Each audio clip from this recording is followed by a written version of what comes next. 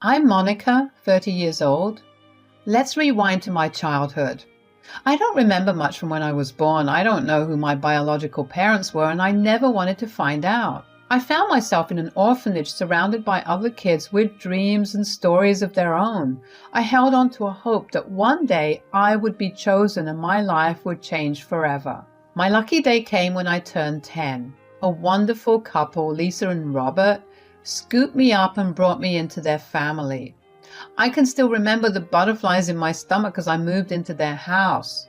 It was a place of new beginnings with every room full of possibilities. A couple of years later, our family grew yet again.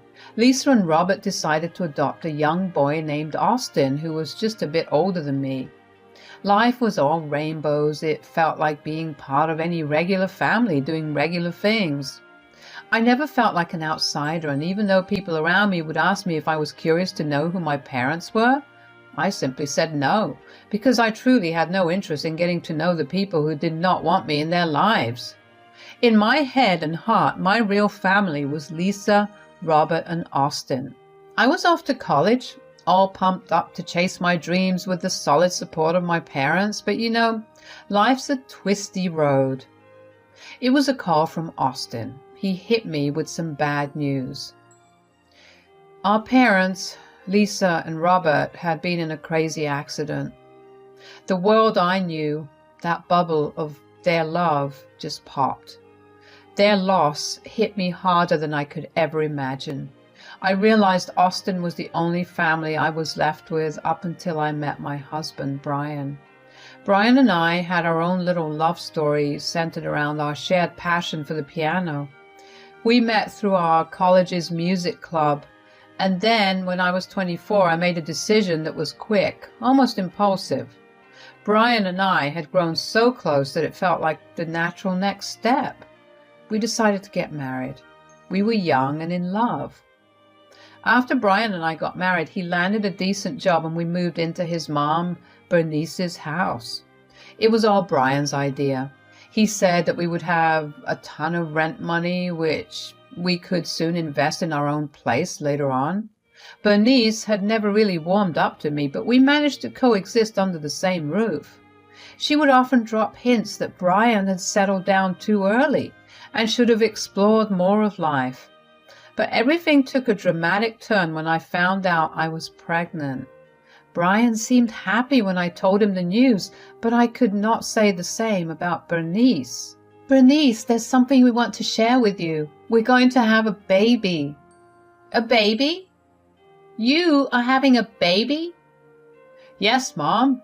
We're finally going to be a grandma. We are really excited about it. Excited? This is unbelievable. You don't even have a place of your own, and now you're bringing a child into this world? We are hardly keeping up with the bills in this house, for God's sakes. Mom, don't worry. We are finally moving out. We won't take up your space anymore. You know, Brian, before Monica came into your life, you were a bright student with so much potential. You had dreams, goals, and a future ahead of you. But now, you're going to be a dad and your life's been turned upside down. Mom, it's not that black and white. I still have dreams and I'm not giving up on them. My priorities have changed a bit. Priorities? What priorities, Brian? It seems like you have completely forgotten about me. I raised you when your dad left us. You brought this woman into my house, a woman whose own parents did not want her. And what happened to the ones who finally decided to take her in? Bad luck followed them. She ruins everything she touches. You just don't get it, Brian. She was probably looking for someone to rely on, and you walked right into it. Hundreds and thousands of women out there, and you choose the one no one wants. Bernice, why do you say so much about me? I have always been nothing but nice to you. I have wanted you to accept me as part of this family, but it seems like you are determined to see the worst in me. Mom, I think Monica is right. It's time for us to find our own place as soon as possible. Brian, well, he had always been the listener in his relationship with his mom, often staying silent and just taking in what she had to say. Brian and I set out to find a small apartment of our own. I should also mention that Lisa and Robert, my parents, had a will in place, and in it, they left me a significant sum of money. Half of that money was used for the purchase of our apartment, but here's the thing, it was under Brian's name. As time went on, things started to change. Brian received a well-deserved promotion at work, and with it came a significant bump in his income.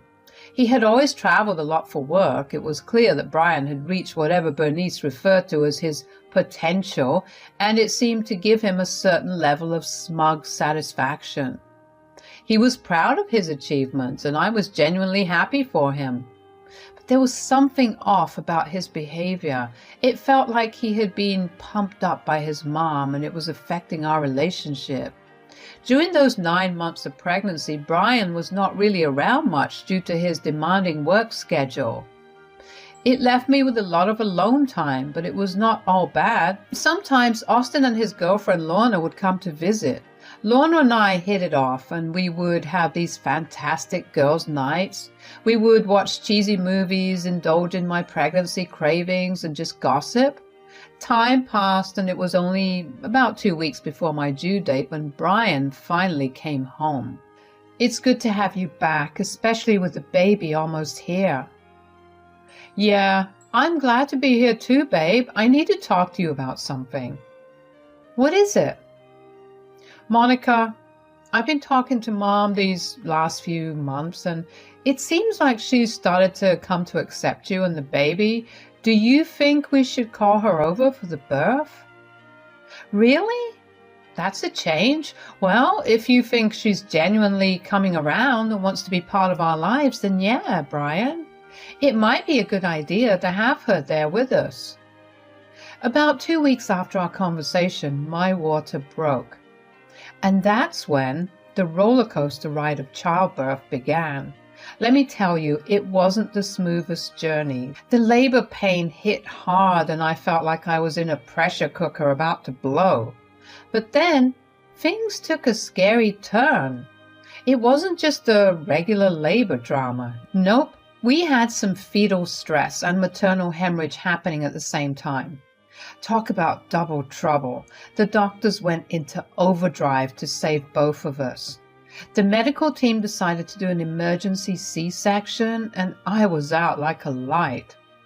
When I finally came to my senses, I had this beautiful baby girl in my arms, and I named her Roxy. Brian and Bernice were nowhere to be found. I was shifted into a private room, and the doctors told me I needed to stay there for some time till I fully recovered. The trauma of that birth experience left me forever changed. I was so close to the edge, so close to losing it all, that it shook me to my core. The whole ordeal was pretty darn scary. Just when I was processing everything in my room, Brian and Bernice came in. "Brian, where have you been? Did you take a look at our little girl?" I finally decided on Roxy as her name. She looks like a little Roxy, and oh, she's got your nose. "Monica, I've got some really bad news. The medical bills for childbirth are astronomical, and I don't think we can handle it. They want us to pay a huge sum, and God knows how many days you're going to spend in this room. That means nothing but more bills, and I just can't do it." "Brian, what are we going to do? I mean, we can't just leave a massive bill unpaid. I have some of the money left from what my parents left me." "That's not what I'm trying to say. This is a nightmare for me. My mom was right all along. I should have listened. I'm sorry, but we can't do anything. You should call Austin or someone to figure this out. We're leaving." "What do you mean?" "Oh, what he means is he is finally seeing the light. I told him you would be nothing but trouble. Look, Monica, I've got a good position now, and if I pay for this, it's going to derail all my plans and dreams. I will not be able to get that fancy car I've been eyeing, and I won't be able to keep up with the lifestyle I want for myself. I can't sacrifice it. I'm leaving you the apartment. You can stay there." "Brian, We can find a way. We can work this out together. This is the daughter we are talking about. Well, your daughter. I don't want to get involved. I can't deal with this burden right now. I need to figure things out, and I don't want you or the baby to be part of that process. I'll let you know if I change my mind. Brian, you'll let me know if you change your mind, won't you? This is not some dinner I've asked you to come for. I can't believe you're leaving us like this. Do you even realize what I've been through? The emotional distress, the trauma of childbirth, and now you're just walking away, leaving me with this enormous bill? You need to understand, Monica. You are not our responsibility. Brian can do whatever he wants. Call your so-called brother or whoever. We don't care. Son, it's time for us to leave. Sure, Mom. Bye, Monica. So there I was, broken, abandoned, and drowning in bills. I cried my heart out for what felt like an eternity, feeling like my world had crumbled. But then I called Austin, my big brother. He was furious about the situation, but he was there for me, no questions asked, and he wasn't alone. Lorna was by his side as well, and they both stepped in to be my support system. I spent the next 10 days in the hospital recovering, while Austin and Lorna juggled everything else. They got me food and baby supplies, and most importantly, they got me through the darkest time in my life. When the day came for my discharge, I needed to deal with the huge hospital bill. It was a monster, and I did not know how I was going to tackle it. But there was Austin once again being the hero. He paid a whopping 75% of that bill, and I chipped in as much as I could. He took me to the house he and Lorna were living in, which, by the way, used to be our parents' place. It was part of the will, you see. Lisa and Robert left me the money, but the house belonged to Austin now. You know, Monica, we could teach your husband and your mom-in-law a lesson they won't forget. Maybe even get your husband behind bars for deserting you like this. Austin, I appreciate your support, but I still hope that Brian will come to his senses someday. He is the father of Roxy after all, and despite everything, I don't want to give up on that possibility. I never really liked him, you know? Even from the start, he didn't seem right for you. It was all just so fast and sudden. Give her a break, babe. She just got back from the hospital. I know you've always had my back, Austin. It's just, I hope that someday Roxy can have a relationship with her father, and who knows, maybe people can change. Monica, whatever you decide, we are in this together. Monica, you know you're welcome to stay with us for as long as you want. This is your home, too. Absolutely, Monica. I work from home as a realtor, so I have my fair share of free time. We can all take care of Roxy together. You guys, I don't even know how to thank you. I was lost, and you both just saved me. I think I would like to say, this is where I need to be right now. So, there you have it. That chat with Austin and Lorna was like 4 years ago. Time flew by and a lot has happened since then. A year later, Brian asked me for a divorce. He had met someone new and it seemed like he had not changed a bit. It hurt, especially for Roxy.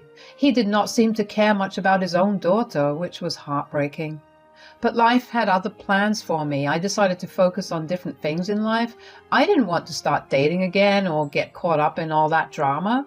I had my sights set on my career. I had a business degree and it was time to put it to use.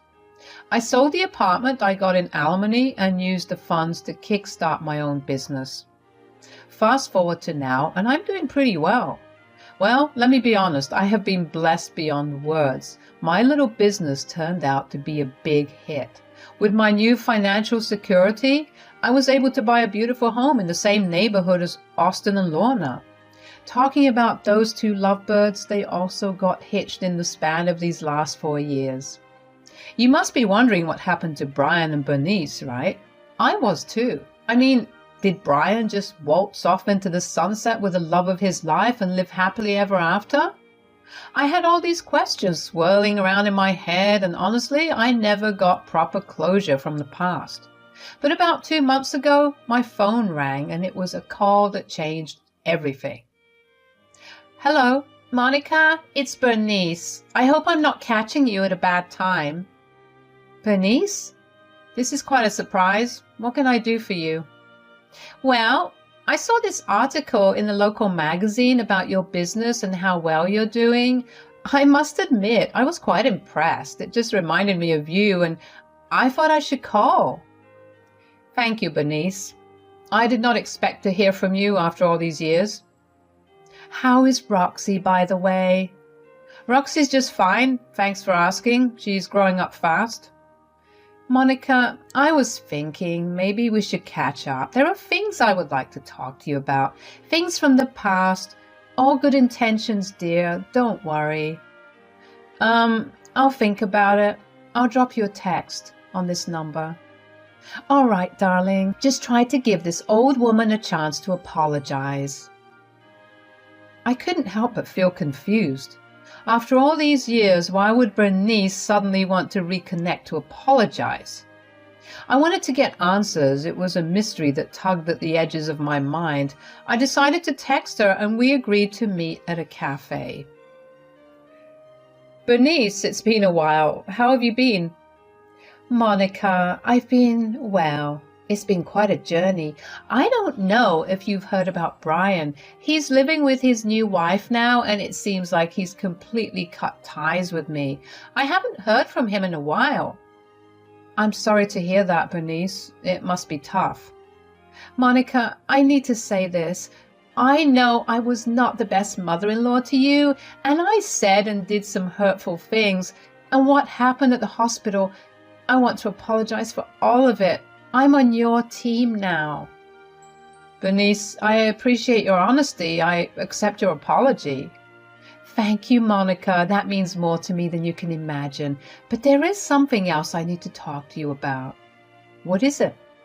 You see, the old house, it's in really bad shape now. I wanted to buy a new one, but I'm in a tough spot financially. I was wondering if you could help me, just a little, to make it happen. You must be kidding me. You just wanted to talk to me into getting you a new house now that you know I'm doing well financially. It's not like that. I really don't have anyone to rely on. Here is the money for the food we ordered, but I won't be having it. I think I'll leave now. So there I was, heading home after that surreal meeting with Bernice. Her plea for help had left me chuckling and scheming, and I could not deny the thrill of a well-constructed plan.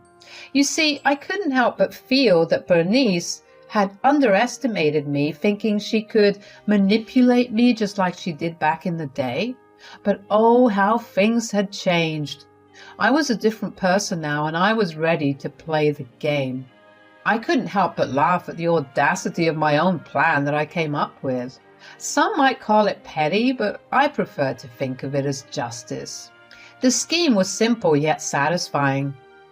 I decided to have Bernice sell her old house with Lorna's assistance at a price that was a fraction of what it was worth. I would assure Bernice that I would help her buy a new house only to ghost her at the last moment. It might seem harsh, but after everything Bernice has put me through, it felt like a taste of her own medicine. So I texted Bernice again. I decided to take the high road, or at least pretend to, and told her I was sorry for my initial reaction. I assured her that I would help her with some funds to get the new house she wanted. I also mentioned that my sister-in-law Lorna was a realtor and a market expert who could assist her in setting the right price for her house. I told Lorna about the plan, and she was all in. So off we went to Bernice's place. Wow, being here brings back a lot of memories. Yeah, but I need new memories in a new place. Look at how worn out this house is. Well, Bernice, this is not official advice, but you know, I'm sharing it because you're a friend of my husband's sister. To be honest, this house would not cost a penny more than $70,000. What? You must be kidding me. You see, the neighborhood is quite old and the house hasn't been well maintained. It would need a complete renovation and a total makeover. You would have to replace doors and windows and do a lot more. Do you have the funds for all that? I don't. Well, you can seek other opinions, but they'll probably tell you the same. It's quite the project. I had wanted to sell this place independently. It's your call now, Bernice.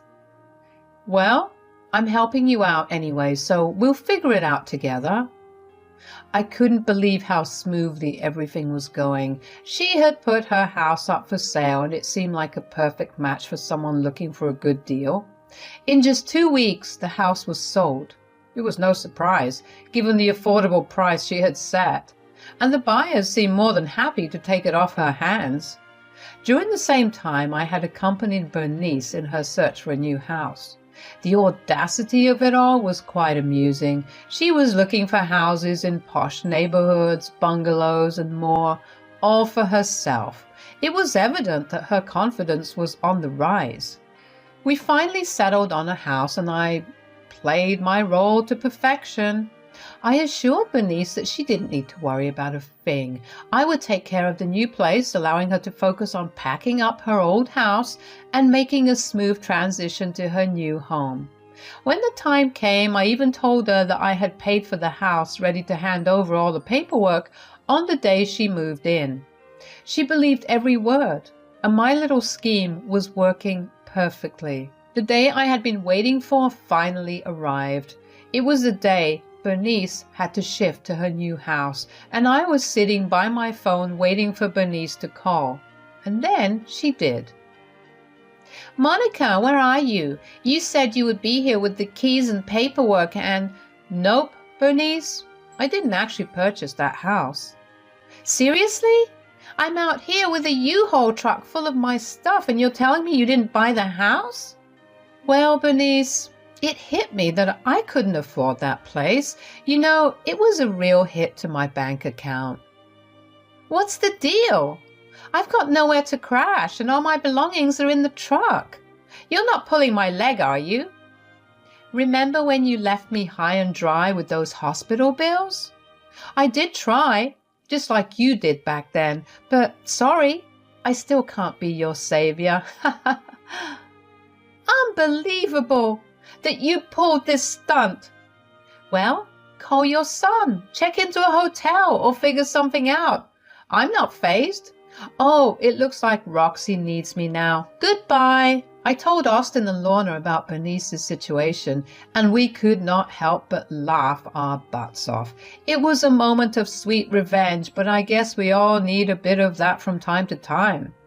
I don't really know what's become of Bernice or where she's living these days. Frankly, I don't care. I did to her what she did to me back then. I hope her son got the message as well, that they messed with the wrong woman. Maybe it was a tad petty, but hey, sometimes you have got to get your hands dirty to teach people a lesson. It's a wild world out there, and I'm just living my life, managing my business, and enjoying every moment with Roxy. She'll be starting kindergarten soon, and I can't wait to see the amazing person she's growing into.